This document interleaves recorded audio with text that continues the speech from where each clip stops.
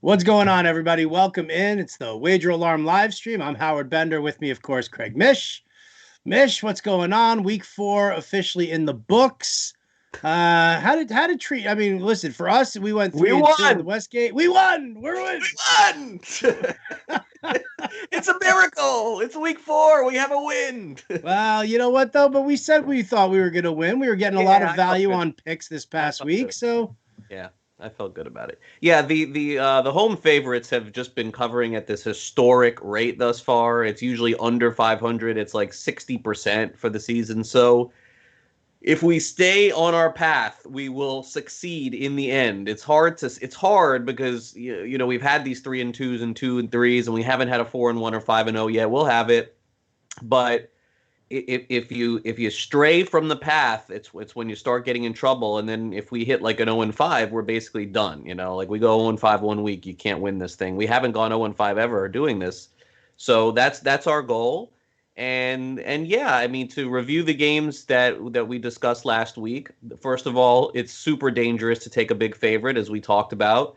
We were a little lucky. Let's just be honest. We were a little lucky. You don't. I mean, this week we're going to have no choice because there's a million huge. I mean, this week is like big favorite city. It's like chalk city. But we did go with the big road favorite as opposed to home favorite, and that worked out very well because the Rams did not cover against the Giants. I don't know how the Giants stayed in that game, but they did. And the Giants have covered a couple of games this year. But the Ravens, not the ones we've picked. The Ravens we took on the road to win big. It was very close. And had we got the closing line on that, we would not have won, or at the very least we would have pushed. But we got the value there, so certainly that was a really good win for us. We got that win. Miami had all kinds of chances to cover in this game, if not win. They just kicked a bunch of field goals. And I was very disappointed in particular with Miami for not going for it a few times on 4th and 2 and 4th and 1. I can understand that if Miami was playing the Jets or the Bills, but you're playing against Seattle. I was very surprised that they didn't capture that moment and say, if we give the ball back, this guy's going to find some guy named Moore down the sideline. That's what happened. That was exactly what happened in the Green Bay Atlanta game yesterday when we started talking about that as well.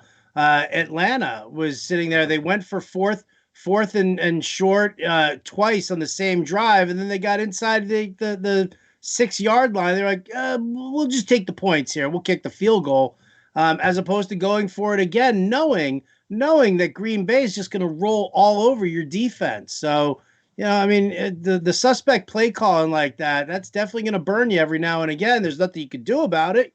Can't plan on it. Yeah. But So anyway, so that was 1-1. You want to go over the rest of the other 3 picks that we had? Yeah. All right. So we took Minnesota getting the points. Great call. That was a great call by you. Excellent. Jumped right in there. That was nice. I'm trying to think. So we hit with the Ravens. We hit with with Minnesota. We lost with Detroit, right? Yeah, we lost again with that. They were 14-0. Detroit. So who was our 5th winner? It's escaping me now. Let's see. Our 5th winner was Colts. It was the Colts. Yeah, the Colts are our best friends. Are the Colts the last few years? Have we ever lost with them? I don't think we've ever lost with them before. The Colts are doing us right. It was like the Steelers last year. The Steelers, we just kept hitting the Steelers over and over again. So look, and other leans that we talked about, you like the Browns a lot. That was a great call. Green Bay, we could have had that. We actually had we had 7 or 8 picks, we would have done very well against the spread this week. So that feels really good that at least we sort of are on the right path with that. But I think the lesson to be learned is that if you can avoid a big spread, you got to try to avoid it. I mean, look how close it was for us to get that 1 win out of 2 teams, but it just looks so easy on the board. Oh, they got to win by this much. And Washington never had a chance in that game, but they had a chance to cover many times in that game. When they put in RG3 and he threw that interception from his end zone, I was like, are you kidding? Am I going to lose on a backdoor cover here because they're just screwing around now and they just don't care? Yeah, and look, and even last night, it looked like if you took Kansas City in the Super Contest early in the week, and then you found out Cam Newton was out, you got a 4-point swing there. Everyone had Kansas City minus 6.5. And even then, New England's got the ball driving down at the end of the game. And every game comes down to that. It's like people think that they're so smart. Like, oh, I took Kansas City, great pick. Really? Like they were on the 20 with 2 minutes left. They could have easily scored and covered. Went for two, you would have lost the entire thing. So it's just every year is like this. I love doing it, and I love handicapping, and I love doing these things with you. But I would be foolish in saying that sometimes I watch, not every week, but sometimes I watch and I think to myself, I could have really just turned this on at the end and I would have gotten the same lift at the end. But look, I enjoy it for fantasy. I have fantasy teams. You, of course, running a fantasy company. I want to see my guys play. I mean, I can't believe Ernest Johnson is in the NFL from South Florida running. I never would have thought that in a million years. I got to unload my fab budget onto Ernest Johnson. He wasn't even that great at USF. I can't believe it. But here we are. And so those are the kind of stories that I watch on Saturday. So when I see these guys play on Sunday, it's just remarkable. When I saw him come into the game for Cleveland, I was like, I forgot he was even around. Great. Like when UCF played USF, I want to say it was Singletary versus Ernest Johnson at one point in that game. But really, anyway, because Ernest, he's bounced from the AAF to the he was like a nothing. AAF to the XFL, and now all of a sudden and now he's the number one. I mean, in fantasy this week, it's like I was doing my TV show, and I was saying to my this is basically the guy, right? Like this is the guy this is the lottery ticket for the rest of the year. We're in week 4 here. If you're not picking up guy, if you're still holding back money at this point, whatever your record is, I mean, no one's popping up week 9 that's going to save your season. Like this is pretty much it. Like this is. I mean, he may be a 0, but this is like the game-changing guy, and he looked so good. I couldn't believe it. Again, I guess it was Dallas. That's true, but still, the Browns run really well, and again, the reason why they not the reason why they covered, they would have covered no matter what, but the reason why they won that game is because at the end they were able to run the ball a little bit, and Dallas almost came back in that one anyway. I guess betting against Dallas is easy money again this year. We gotta just keep doing that. And I'm okay with that. All right, let's take a look at some of the lines. Okay. For some of the games this week. Yeah, we'll start with Thursday. You want to do Thursday? Let's talk Thursday. Bucks Bears. Yeah, big swing in this game. Big swing in this game already. Big reaction to the Bears loss. The line is just skyrocketed, and I think it'll even be higher by the time Thursday night comes aboard. But look, the injuries for the Bucks are sort of piling up here a little bit, and Fournette to me is irrelevant. But no Godwin, and if Evans and Godwin don't play along with Miller, I mean, Brady can make miracles out of guys, and maybe Justin Watson will be a guy, but. Tampa Bay is on a short week with injuries, laying a lot of points at Chicago here, and the Bears showed absolutely nothing. But the total is 44.5, which tells you that the implied total for the Bears offense is 3 touchdowns here. So I don't really have a strong opinion here. I guess if I had to take one side, I would probably still take Tampa Bay because their offense seems to be top 7 in the NFL, right? Like it feels like they're close to it, but the injuries to me make it very uncertain. Howard, I think, is he out for the year? Howard, you're right. OJ Howard's out for the year with a ruptured Achilles.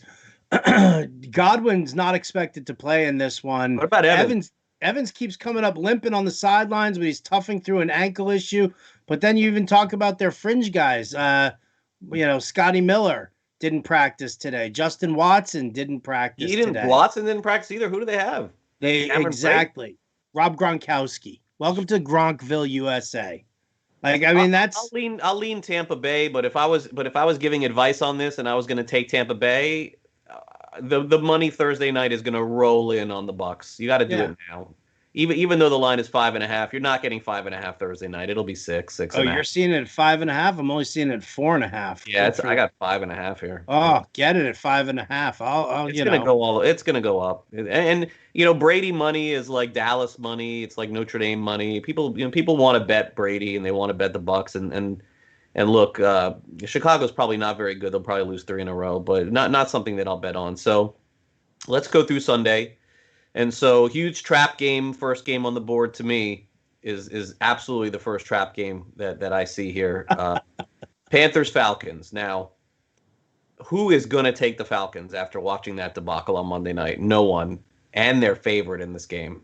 So the world is betting Carolina. So obviously Atlanta's getting their first win this So week. we're taking Atlanta then. Yeah, we're probably going to have to take Atlanta. I mean, are you kidding me? How is Atlanta favored in a game after that? But that makes no sense. but they're dragging you to take Carolina. And Carolina looked fantastic against Arizona. They looked awesome offensively. They looked good defensively. Let me tell you, Rule in a couple of years, they're going to be good. I don't think this is going to be a long rebuild for them at all. They look very impressive.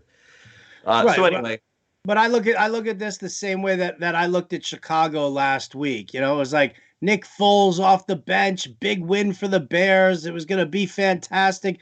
And then just, all of a sudden, then you start to realize coming into the following week, you're like, he's still a backup QB. He's always been a backup QB. Has he had time to shine? Yeah, occasionally. But, overall, does he deliver? So now here we are, Teddy Bridgewater. He's got DJ Moore. He's got Robbie Anderson, Mike Davis, who makes Christian McCaffrey look like a system back. And yeah, I'm with you. I think that this is a dangerous game to pick. It is dangerous. I would wait. I would think that this will go down some more. More money will come in on Carolina. It opened at 3. It's 2.5. The total is 53.5. Every total is in the 50s now. It's ridiculous, right? Raiders, Chiefs. Chiefs are minus 12.5. I mean, the Raiders every once in a while come up big against like one of the good teams in the AFC, but I'm not fading the Chiefs. I'm not doing it. I'm just not going against them. Yeah, I can't. I just can't take the Raiders. I can't. I can't do that either. And listen, and Gruden will play it smart. He'll run heavy with Josh Jacobs. He'll try to slow it down. But I mean, that's exactly what Belichick did. Giving the ball to Damian Harris 17 times for 100 yards last night. What happened? Second half, the adjustments made by the Chiefs, and Mahomes just knock you out with that. I would think consider taking the Raiders minus 6.5 in the first half, maybe to keep it close, because I think you're right. I think that script could play itself out again. Mm-hmm. And again, Kansas City on a short week too. And again, look, Kansas City's. I mean, I suppose they would like to go 16-0, but they're in a really good spot right now to be able to take their foot off the pedal a little bit in some of these games. So anyway, I can't go against the Chiefs. Can't do it. All right, Rams and Washington. Rams really disappointing offensively, but they did enough to win last week. And they're laying now, it opened up at 9. They're laying 7.5 at Washington. And that's really another hard team for me to back at home with Washington. Like, I just don't want to do it. I just don't want to. But I don't want to take the Rams either as a big favorite like that. No, I mean, you look and see. I mean, how'd the Giants do it? How'd they really, did they contain them that well? I mean, do they have the pass defense to kind of counter, what the Rams have? I do like Antonio Gibson, and I do think that if they run Gibson, who's seen an increase in touches over the last couple of weeks, they could keep it close. I mean, again, like you said, even against Baltimore, they were in it to the very end there. They're always in it to cover. Right? Cover. Yeah, and again, 7.5, you're getting a backdoor here on a late touchdown. I mean, you think about that, it's 28-14 with 2 minutes left, and then Washington scores a touchdown, you lose if you take the favorite here. So, it's always possible. Jaguars and Texans. So the rule of thumb with the NFL is pretty much this. Look, we don't know who the coach is going to be or what it's going to be, but teams cover more than 50% of the time when they fire the coach. It's just the nature of the NFL. They get excited. They play a little harder, especially in that first half. It's a narrative that has played out through the years. It's pretty much it's like going against a team that plays their third straight road game, hits over 50%, 60%, close to that. The firing of the coach is almost an automatic bet. Howard. Even if it's Romeo Crennel that they're just promoting from within. The team gets behind the coach usually. Yeah. Okay. Yeah, they get. Yeah, I don't. For whatever reason, it happens. Guys are fired up. They like the change, and they usually cover, and then they go in the tank immediately after that. But it's like that first boost is usually that. And Houston, and look, it is tempting to look at Jacksonville and take them as a huge dog, but I think that they know. I think that the odds makers know that this is usually the deal. That Houston's going to come out fired up, new coach, we got to play for somebody. And what happens naturally, Howard, is that they started 0-4, right? So let's say hypothetically Houston ends 6-10. Well, that means that they finish the season 6-6, and then they'll fight for whoever this interim coach is. You've seen this drill before. You know how it's going to go. I know. I hate the run defense for Houston so much that No, I agree. Listen, we don't have to take it, but I'm just no, setting. no. I know. I'm hoping that actually that this line goes up. Like I'm hoping that more money comes in on Houston and this line goes up. Because if it goes up, I might be more intrigued to taking the Jaguars and taking the points there. Not saying that they'll win the game, but that maybe Houston doesn't cover. But you know, we'll see. I mean, if it stays at 6, by the time the Westgate locks their spreads in, then yeah, I'll side with you, but I'll feel a little dirty doing it. All right, well, we'll see. Look, we have no line on the Bills and Titans. I think for most savvy bettors and maybe even public bettors, everyone's going to side with Buffalo no matter what this week, knowing what Tennessee is going through. So, I don't know what I could probably look up a potentially active line, but my guess is Buffalo is going to be probably 4-point favorites, maybe against Tennessee on the road, maybe a little less, but they're going to have to be favored in this game because Tennessee has had no practice whatsoever. And it feels like a normal week, but I think they have 10 guys out, if I'm not mistaken, going into Sunday. So, but again, teams on the COVID, Marlins and Cardinals both did well coming off of it. They seem to be motivated from it. So we'll see how that works out. Okay, so Cardinals are on the road at the Jets. They opened up as -1, and now it's Flacco, so it's -7. Cardinals at the Jets. Okay, so there's no way we're taking the Jets. And honestly, I don't think we could take the Cardinals. They looked awful. Dude, they look terrible. Except I would like to see Chase Edmonds replace Kenyon Drake, and then I've been telling you about that for years. Drake's no good. You don't have to worry. Eventually, it'll be done, and Edmonds will be the guy. I'm not backing Joe Flacco. I'm definitely not backing Joe Flacco, but no, it's a pass for me. It's a pass. All right, so Pittsburgh's off a bye, and that's good. Tomlin's usually good with that. They play against Philadelphia. The line is 7, it looks like now. Do I have that right? Yep. Pittsburgh -7 against Philadelphia. I suppose as the week goes on, we can take a deeper dive into this. But Pittsburgh is pretty good for us. The line is screaming to take Philadelphia, but I have a feeling Pittsburgh is the right side here. I'm feeling Pittsburgh is the team. I don't think Philadelphia is good at all. I think they had a miracle win this week, honestly. Yeah, I honestly have no clue how they ended up winning that game, against San Francisco. Yeah. Bengals at the Ravens. Ravens laying a big number, 13.5. So we'll check back on that later in the week. But I doubt Bengals, baby, come on, Joe Burrow. Maybe. Dolphins 49ers, no line. I wonder why. Is that because Garoppolo? It's probably because of Garoppolo. There's talk of him playing. So I can't find. Did I not see? I got no line. I saw a line on that. I got nothing. I see -3.5 for San Francisco. Okay. And then -3.5. That can't be right. William Hill's got it at -8 now. Yeah, that sounds right. All right, so yeah, there you go. Miami's going to be getting a lot more points than 3. Yeah. In that one. Okay, Denver, New England. I do have a line on that now. I see New England as 5. New England -5. I guess is it with Hoyer or Stidham will probably start, right? Stidham will probably get the start. I mean, there's been the talk that Cam Newton was gonna possibly get the start, but the COVID rules situation better than I do. I thought he had to sit out for 2 weeks. I thought so too, but I guess they're trying to prove that maybe he had a false positive. I think that he would have to test negative twice, which is what the baseball players had to do, and he's got to be approved to return by the NFLPA and the NFL Joint Committee. So it's no guarantee. Look, I suppose you get a better gauge on this before you bet it, but if you thought that it was Stidham at quarterback, would you take Denver? No, because who's quarterbacking now? I mean, you've got Brett Rippon or Jeff Driscoll mixed in there. Tebow? No. No. Okay, let's move on. Please. Giants and Cowboys. No, not there. Dallas -9.5, total 54. Yeah, we can't back the Giants. No way. I mean, I can't back the Giants. The Giants are going to be, I'm telling you, the Giants are going to be unbelievable against the spread this year, and they're going to go 2-14. That's like the trend that's happening here. They're covering everything, and they just don't win.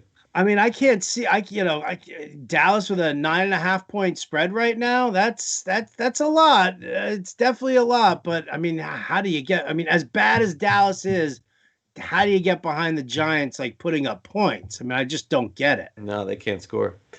Colts at the Browns. Colts -2. Sign me up. Well, I don't know if I'm going to sign you up yet. All right. Vikings at Seahawks. We got Seattle -7. I think I'm done betting against Seattle. I don't know about you. I didn't think we were ever betting against Seattle. Well, we took Miami last week. I don't think I want to go against Seattle anymore. I definitely don't, and especially not in this one here. I mean, this is. I think Seattle wins this one. I think they turn around, they kind of light it up a little bit. Again, Minnesota defense is so bad. Every team has a letdown, but I guess they don't exist with letdowns there. And then finally, Monday Night Football, the Chargers and Saints. The Saints opened up as 8-point favorites. It feels like that's about right, and the total is 52 against the Chargers. We have no word of a starting quarterback. Chargers have a lot of injuries too. But are the Saints that good to be that big a favorite? I'm not sure that they are. I'm not sure. Got to be Justin Herbert starting. You can't go back to Tyrod Taylor with the way they've played. They didn't lose that game because of Justin Herbert's play. He threw a bad pick in the second half, but that game fell on their garbage defense. I would play Taylor. I don't think it's fair what happened to him, but that's a different story. I don't think it's fair either, but you know what? That's life, dude. You know, we're not about the participation trophies, all right? If Justin Herbert did something to warrant taking him out, do you really think that Tyrod Taylor gives the Chargers a better chance to win than Herbert? If I couldn't do the live stream and I was sick and Dan Servadidio filled in and he won all the games, would you replace Dan Servadidio with me? Yeah. Well, have a good night, everyone. I mean, come on, man. Like it was his job. His own coach ruined him. My name's Wally Pip, and I should still be playing first base for the New York Yankees. I don't like what happened to Tyrod. I think he deserves a shot. By the way, how many games did they win with Justin Herbert at quarterback so far? Well, again, they got hung out to dry by their defense on this last one. I just stating facts over here. All right. I don't see a lot of wins. Anyway, so, okay, we have no leans, no picks. Have a great night. I mean, I don't really, I mean, as far as like what are we thinking early in the week? Anything that jumps off the page to you? No, not particularly. I mean, that's the funny thing. Steelers -7. I think that's definitely a lean. I would say that's in play. Are we just going to be suckers and take Buffalo no matter what? I'll bite on the Falcons -2.5 though. Yeah, I feel like that could be the right play. Right, that could be the right play. We need to wait on -7. What's the injury status with those wide receivers? We don't know yet, right? With which ones? With Ridley and Julio? Yeah, Julio might be out a little. Julio might be out a little longer. Ridley should be fine with the ankle. Did he play in that game at all or no? Ridley? Yeah. Yeah. He almost had a touchdown catch. Got defended away from him. I didn't see a catch for him in the box. Last second. No, 5 targets, 0 catches. Okay. Could have been a touchdown, but Amos, the Packers safety, kind of saved the day there. Well, another or ruined your day, depending on how you look. Who's that Packers tight end scoring all these points? Dude, don't even get me started. Don't even get me started. No idea who that guy is. Robert Tonyan. Is he good? I told everybody and their grandmother to start him, including the idiot who beat me in my high stakes league. I think I saw you tweeting about that last night. That's right. That's a good call by you, man. Damn, I didn't even know who that guy was. It was very upsetting. Think about that now. Atlanta, 7 touchdowns to the tight ends allowed in the first 4 games. You're the whisperer. So who's the tight end of the Panthers? Ian Thomas? Ian Thomas. No way. If Ian Thomas scores, I'll be like this. Okay, you're on. Remember this, guys. Write it down. Craig Mish going to be doing this. All right, well, so we got our Falcons. We're going to have to find a dog here of some kind. We haven't really found one yet. I'll take the Browns and the points, baby. Browns? You're big on the Browns, huh? How are you not big on the Browns? I think the Colts D is really good. I'm worried about that. Colts D is really good, but come on, dude. Look at that ground game. That ground game is ridiculous. There's not a good dog this week to take. We're going to have to find it. You are going to have to find before it. Well, I Saturday. mean, listen, we did I talk really about don't see anything. no Washington over the Rams. Maybe. I'll take the Bengals getting 13.5. Bengals getting 13.5. How many points have the Bengals scored? What is their differential? I don't know. I don't have that in front of me. Yeah, they beat the Eagles. They beat the Jaguars. I mean, they put Listen, up they scored 33, 16 points, then 23, 30. 35, 23, 33. You know what? I could be What? sold on that. All right. Could be sold on that. Yeah, they're 3-1 against the spread. It's best in the NFL. Yeah. I might know something here. You could be onto something there, Tanya. Oh, it's too soon, man. It's too soon. Really, any other games on the board you want to talk about? Anything else, or we're done? I think we're done. All right. I think we're good to go. I think we've given the information. You guys know where the leans are right now.